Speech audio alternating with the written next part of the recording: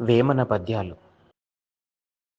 ఆశల తెగగోసి అనలంబు చల్లార్చి గోచి బిగియబట్టి కోపమడచి గుట్టుమీరవాడు గురువుకు గురువురా విశ్వదాభిరామ వినురవేమా.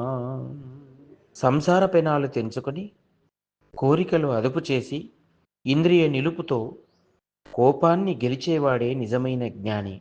అలాంటివాడే గురువులకి గురువు అవుతాడు.